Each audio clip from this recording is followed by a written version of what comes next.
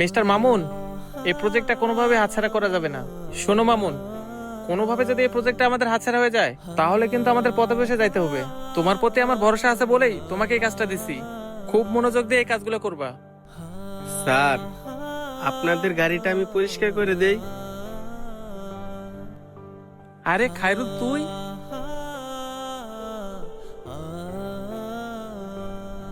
মামুন সাহেব, ওকে দেখো, ও আমাদের ক্লাসে টপার ছিল, আর আমি কোনো না কোনো সাবজেক্টে ফেল করতাম। আর খায়রুল, তুই এখন কি করতেছিস? বন্ধু, আমার তো এখন সময়টা ভালো যাচ্ছে না। অনেক চেষ্টা করার পরেও কাজ কাম কোনো কিছুই পাইতাছি না। তাই ভাবছি বইসা না থাকিয়া গাড়ি মোছার কাজটাই করি। আর জানিস বন্ধু, এই পৃথিবীতে না কোনো কাজই ছোট না। আচ্ছা যাই হোক, আমার কথা বাদ দে, এখন তুই কি করতাছস? আরে বন্ধু, আমার সময় তো খুব ভালো যাচ্ছে। আমি যদি মাটিতে হাত দেই সেই মাটিও সোনা হয়ে যায়। আমার তো মনে হচ্ছে আমার আল্লাহ আমার উপর অনেক সন্তুষ্ট। মাশাআল্লাহ, আল্লাহ তো তোরে অনেক সুখে রাখছে। যাক বন্ধু, তো আমাদের এলাকায় কিসের জন্য আসছস? আরে বন্ধু, তোকে তো বলতেই ভুলে গেছি, এই গাড়িটা এখানে পার্কিং করতে আসছি। আর এই যে বিশাল প্রজেক্টটা দেখতেছিস না, এই প্রজেক্টের কাজটা আমি পাইছি, তাই আজকে ভিজিট করতে আসলাম।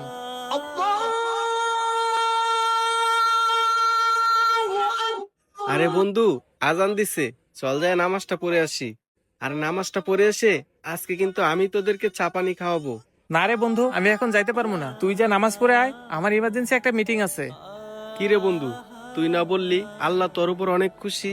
কেন, তোর কি সন্দেহ হয়? এই যে গাড়িটা দেখতেছিস না, এটা আমার। এই যে 10 তলা বিল্ডিংটা দেখতেছিস না, ঢাকা শহরে আমার এরকম বিল্ডিং 10-10টা আছে। তোর কি মনে হয় আল্লাহ যদি আমার প্রতি সন্তুষ্ট না থাকতো তাহলে কি এই গাড়ি বাড়ি করতে পারতাম?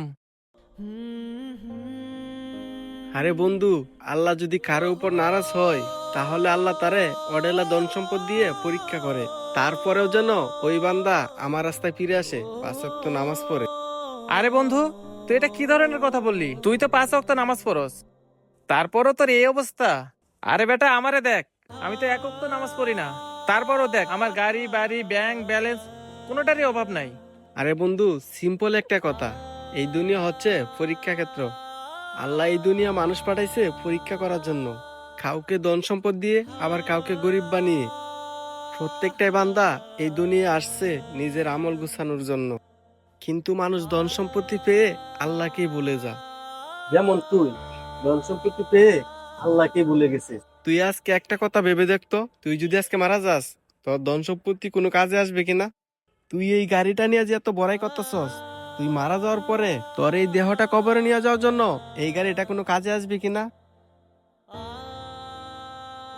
তোর এই দেহটা কবরে নিয়ে যাওয়ার জন্য প্রয়োজন হবে ওই মসজিদের পালকিটা। বন্ধু, এখনো সময় আছে, তুই আল্লাহর রাস্তায় ফিরে আয়।